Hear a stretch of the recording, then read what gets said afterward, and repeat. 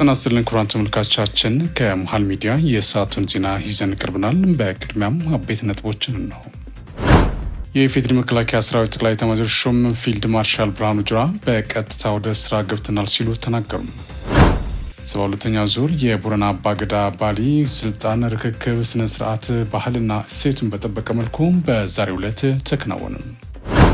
በትግራይ ክልል በተለያዩ ምክንያቶች ተቋርጦ የነበረው የዲዲአር ትግበራ ከቀጣይ ሳምንት ጀምሮ ሊቀጥል መሆኑ ተሰማ። 18 ጨቅላ ህጻናት ከሳውዲ ወደ ኢትዮጵያ ገቡ። ለምንና እንዴት የሚለውን መሃል ዜና ተጨማሪ ጉዳይ ይዟል።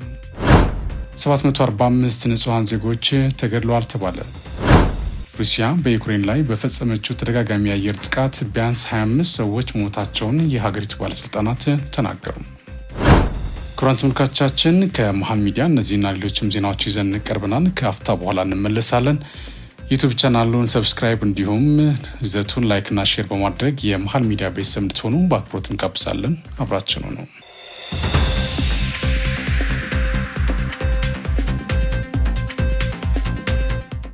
ነጋችንን የምንገነባው ባህልና ወጎቻችንን በአግባቡ መንከባከብና ማጎልበት ስንችል ነው ሲሉ የኦሮሚያ ክልል ርዕሰ መስተዳድር ሽመልስ አብዲሳ ገለጹ። 72ኛው ዙር የቦረና አባገዳ ባሊ ስልጣን ርክክብ ስነስርዓት ባህልና እሴቱን በጠበቀ መልኩ በዛሬው ዕለት ተካሂዷል። በዚህም የ71ኛው ዙር አባገዳ ኩራ ጃርሶ ለ72ኛው አባገዳ ጎዮ ቦሩ ጎዩ ስልጣናቸውን በአማረ መልኩ አስረክቧል።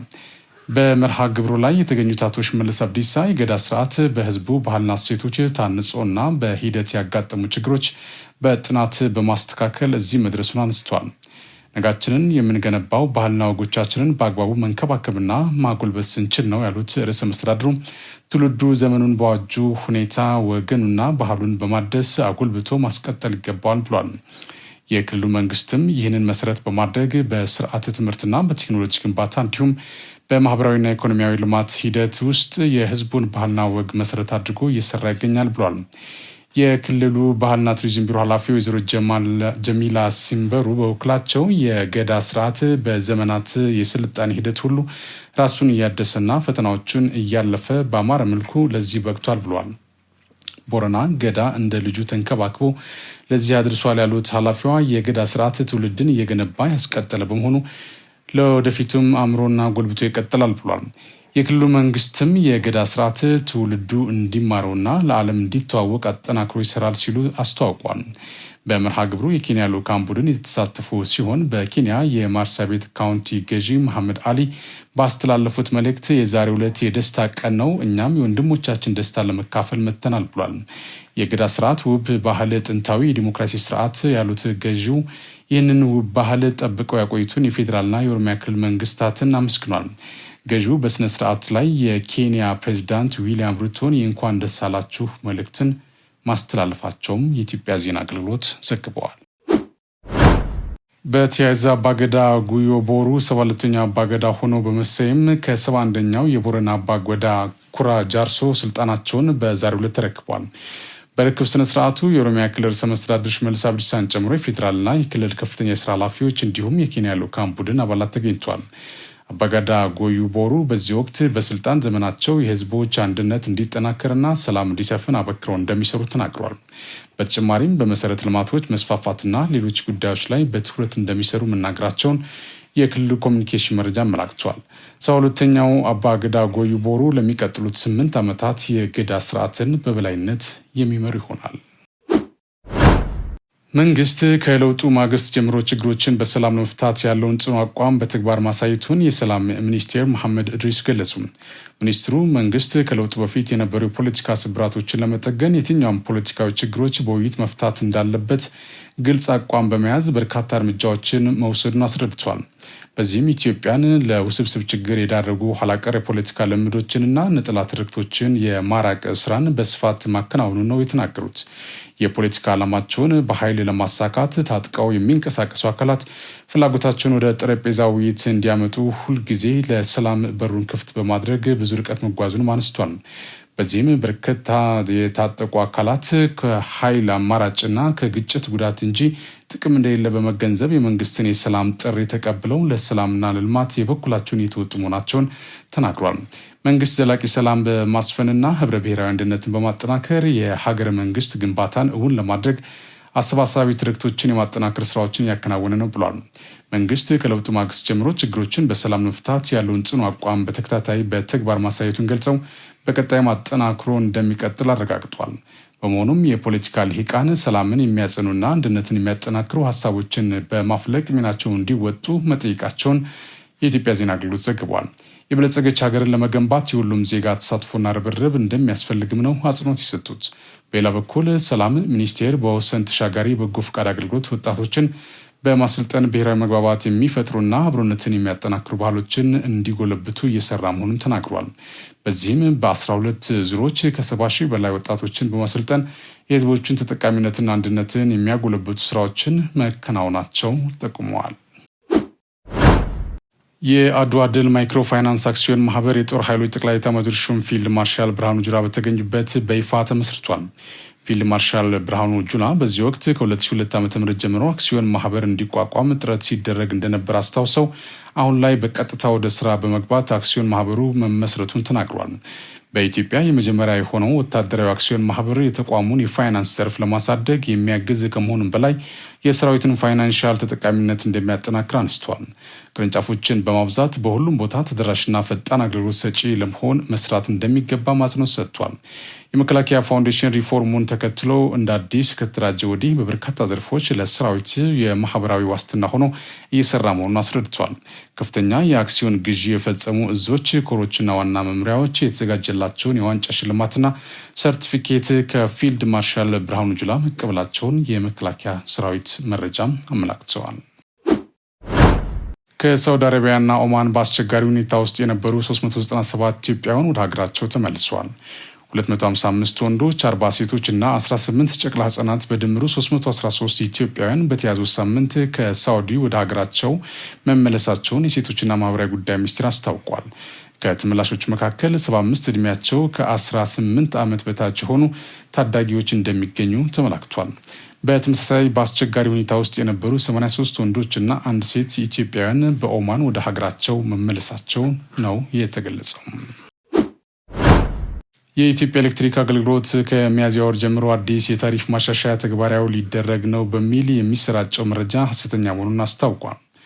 ስለሆነም ከሚያዝያ ወር ጀምሮ የሚደረግ አዲስ የታሪፍ ማሻሻያ ለመኖሩን ነው ተቋሙ በማህበራዊ ትስስር ገጹ ባወጣው መረጃ አረጋገጠው።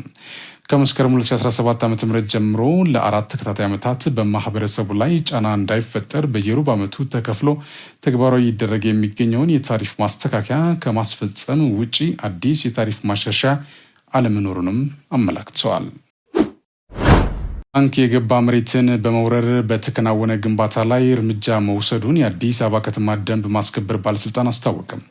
በአቃቂ ቃሊቲ ክፍለ ከተማ ወረዳ 2 መሬት ባንክ የገባን 1000 ካሬ ሜትር መሬቱ 2 ግለሰቦች በህገ ወጥ መንገድ የ2012 ዓ.ም ካርታ አለን በሚል የግንባታ ፍቃድ ማውጣትና ቦታውን በማጠር ግንባታ ለማከናወን ሲሞክሩ መያዛቸው ተገልጿል። የተከናወነውን ህገወጥ ግንባታ ማፍረሱን የገለጸው ባለስልጣኑ ጥፋተኞችን በሊዝ አዋጅ ተጠያቂ ለማድረግ በሂደት ላይ መሆኑን ጠቁሟል። በህገወጦች ላይ የሚወሰደው እርምጃ ተጠናክሮ እንደሚቀጥል ማስገንዘቡን የባለስልጣኑ መረጃ አመላክቷል። የከተማ ነዋሪዎች ደንብ የሚተላለፉ ግለሰቦችን በ9995 ነጻ የስልክ መስመር በመደወል ጥቆማ እንዲሰጡም ጥሪ ተላልፈዋል። በትግራይ ክልል በተለያዩ ምክንያቶች ተቋርጦ የነበረው የቀድሞ ተዋጊዎችን የማረጋጋት ዲሞቢላይዝ የማድረግ የመመዝገብና የተሃድሶ ስልጠና በመስጠት ወደ ማህበረሰቡ የመቀላቀል ስራ በቀጣዩ ሳምንት እንደሚጀመር የብሔራዊ ተሃድሶ ኮሚሽን አስታወቀም። የኮሚሽኑ ምክትል ኮሚሽነርና መከላከያን በመወከል ሀገራዊ የዲዲአር ፕሮግራም በሚያስተባብሩበት ብርጋዴር ጀነራል ደርቤ ሞክሪያው በሚቀጥለው ሳምንት በመቀሌና በዕዳጋ ሐሙስ የዲሞቢላይዜሽን ማዕከላት ተቋርጦ የነበረውን የዲዲአር ስራ ተጠናክሮ እንደሚቀጥል ገልጿል። በሚቀጥሉት 4 ወራት ውስጥ በትግራይ ክልል 67 ሺህ የቀድሞ ተዋጊዎችን በፕሮግራሙ በማሳተፍ ወደ ማህበረሰቡ የመቀላቀል ስራው ተጠናክሮ ይቀጥላል ብሏል። ለፕሮግራሙ ስኬት ከማህበረሰቡና ከባለድርሻ አካላት ከፍተኛ ድጋፍና ትብብር እንደሚያስፈልግ ገልጸው የተለመደው ድጋፍና ቅንጅታዊ አሰራር ተጠናክሮ እንዲቀጥል ጠይቀዋል። የትግራይ ክልል ጊዜያዊ አስተዳደር ምክትል ፕሬዚዳንትና የክልሉ የሰላምና ጸጥታ ካቢኔ ኃላፊ ሌተናል ጀነራል ታደሰ ወረደ በበኩላቸው በፕሪቶሪያው የሰላም ስምምነት መሰረት የቀድሞ ተዋጊዎች ታጥቃቸውን በማስረከብ በኮሚሽኑ የዲዲአር ትግበራ ፕሮግራም መሰረት የተሃድሶ ስልጠና እየወሰዱ ወደ ማህበረሰቡ እንዲቀላቀሉ በሂደት በዘላቂነት እንዲቋቋሙ ክልሉ አስፈላጊውን ድጋፍና ትብብር ያደርጋል ብሏል። ሌተናል ጀነራል ታደሰ በምዝገባ ወቅት የሚኖረው የማረጋገጥና የዲጂታል ምዝገባ ስራ የቀድሞ ተዋጊዎች የተጀመረው የዲዲአር ስራ ዓለም አቀፍ ደረጃውን የጠበቀ እንዲሆን ያደርገዋል ነው ያሉት። ማህበረሰቡም ለልጆቹ መልካም አቀባበል በማድረግ ለሰላምና ለልማት የበኩላቸውን እንዲወጡ እንዲያግዝና እንዲደግፍ ጥሪ አቅርበዋል።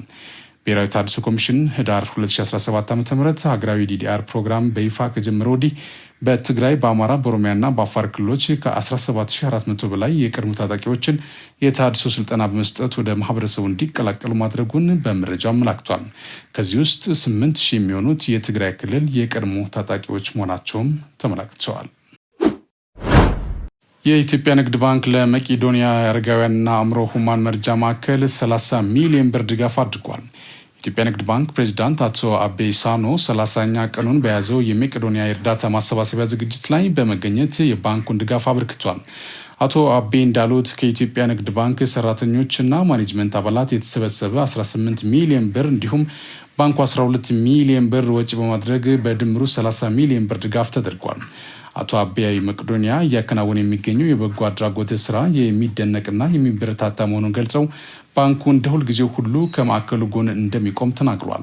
ሁሉም ዜጋ እንደየአቅሙ ለማዕከሉ ድጋፍ እንዲያደርግም አቶ አቤ ጥሪ ማቅረባቸውን የባንኩ መረጃ አመላክቷል። የመቄዶንያ መስራችና የበላይ ጠባቂ ቢኒያም በለጠ በበኩላቸው የኢትዮጵያ ንግድ ባንክ የመቄዶንያ ቋሚ ደጋፊ መሆኑን ገልጸው በየጊዜው ለማዕከሉ የሚያደርገው ድጋፍ ምስጋና አቅርበዋል። የኢትዮጵያ ንግድ ባንክ የአሁኑን ድጋፍ ሳይጨምር ከዚህ በፊት በተለያዩ ጊዜያት ለማዕከሉ ከ205 ሚሊዮን ብር በላይ ድጋፍ ማድረጉም በመረጃው ተመላክተዋል። በአማራ ክልል የመንገድ ተደራሽነትን ለማረጋገጥ ከመቼውም ጊዜ በላይ ትኩረት መሰጠቱን የክልሉ መንገድ ቢሮ አስታወቀ። የአማራ ክልል መንገድ ቢሮ ከዞኑ መምሪያዎችና ባለድርሻ አካላት ጋር የ7 ወራት የስራ አፈጻጸም ግምገማ እያካሄድ ነው። የቢሮ ኃላፊ ጋሻው አወቀ እንደገለጹት በክልሉ የመንገድ ተደራሽነትን ለማረጋገጥ ከመቼውም ጊዜ በላይ በትኩረትና በቅንጅት እየሰራ ነው ብሏል። በተያዘው ዓመት 2048 ኪሎ ሜትር የመንገድ ግንባታ ለማከናወን ታቅዶ 329 ኪሎ ሜትር መስራቱን ጠቁመው ከዚህ ውስጥም 58 ኪሎ ሜትሩ የአስፋልት መሆኑን ተናግረዋል። በሌላ በኩል 17000 ኪሎ ሜትር የመንገድ ጥገና ለማከናወን መታቀዱን የገለጹት ኃላፊው እስካሁን ከ8000 ኪሎ ሜትር በላይ መንገድ መጠገኑን ጠቅሷል። ስራዎቹ በቅንጅት በመሰራታቸው ከባለፈው ዓመት ተመሳሳይ ወቅት ጋር ሲነጻጸር የተሻለ መሆኑን አስረድተዋል። በበጀት ዓመቱ 189 የመንገድ ፕሮጀክቶችን አጠናቆ ማስረከብ እቅድ መያዙን ነው ያመላከቱት። የሱሪያ ጸጥታ ኃይሎች በሀገሪቱ የባህር ዳርቻ አካባቢው በቀጠለው አለመረጋጋት በመቶዎች የሚቆጠሩ የአለዋይት ማህበረሰብ አባላትን ገድለዋል የሚል ወንጀላ ቀረበባቸው። መቀመጫውን በብሪታንያ ያደረገው የሱሪያ የሰብአዊ መብቶች ታዛቢ ኤስኦኤችአር አርብና ቅዳሜ በአለዋይት ማህበረሰብ አባላት ላይ ባነጣጠረ ጥቃት 30 ጭፍጨፋዎች ተካሂደዋል ያለ ሲሆን በአጠቃላይ 745 ንጹሐን ዜጎች ተገድለዋል ብሏል። ቢቢሲ ይህንን መረጃ ከገለልተኛ ወገን ማረጋገጥ እንዳልቻለም ዘግቧል። የቀድሞ ፕሬዚዳንት በሽር አልአሳድ ጎሳዎች የሆኑ ማህበረሰብ አባላት ከሚኖሩበት ከዚህ አካባቢ በመቶዎች የሚቆጠሩ ሰዎች መሰዳቸው ተናግረዋል። በሶሪያ በታህሳስ ወር አማጽያን የአሳድን መንግስት ካስወገዱ በኋላ ከፍተኛ ነው በተባለው የሰሞኑ ግጭት በጠቅላላው ከ1000 በላይ ሰዎች መሞታቸውን የሰብአዊ መብት ተሟጋች ድርጅት አስታውቋል። ይህ ቁጥር ከሐሙስ ጀምሮ በባህር ዳርቻ አካባቢ በሚገኙት ላትኪያና ታትሩስ ግዛቶች በመንግስት ወታደሮችና ለአሳድ ታማኝ በሆኑ ታጣቂዎች መካከል የተፈጠረውን ግጭትም ያካትታል። የሶሪያው የሰብአዊ መብት ሁኔታ የሚከታተለው ተቋም በግጭቱ 125 የመንግስታት የጸጥታ ኃይሎች እና 148 የአሳድ ደጋፊ ተዋጊዎች ተገድለዋል ብሏል። የሶሪያ መከላከያ ሚኒስቴር ቃል አቀባይ ለሀገሪቱ የሳና የዜና ወኪል በመንግስት የጸጥታ ኃይሎች ላይ የሽምቅ ጥቃት ለማድረስ ተሞክሮ እንደነበረ ገልጸው አሁን ግን በቁጥጥር ስር መዋሉን አስረድተዋል። በከተማዋ የሚኖሩ አንድ አክቲቪስት ለቢቢሲ ጥቃቱ የአላውያን ማህበረሰብ አባላት አስፈሪ ሁኔታ ውስጥ ጥሏቸዋል፣ በመቶዎች የሚቆጠሩ ሰዎች አካባቢውን ለቀው መወሰዳቸውም ተናግሯል። ኩራን ተመልካቾቻችን ከመሃል ሚዲያ ለሰዓቱ ያዝናቸው ዜናዎች እነዚህ ናቸው። ስለተከታተላችሁ እናመሰግናለን። ቀሪ ዝግጅቶች ይቀጥላሉ። በእኔ በኩል ጨርሻለሁ። በያላችሁበት ሰላም ሁኑ።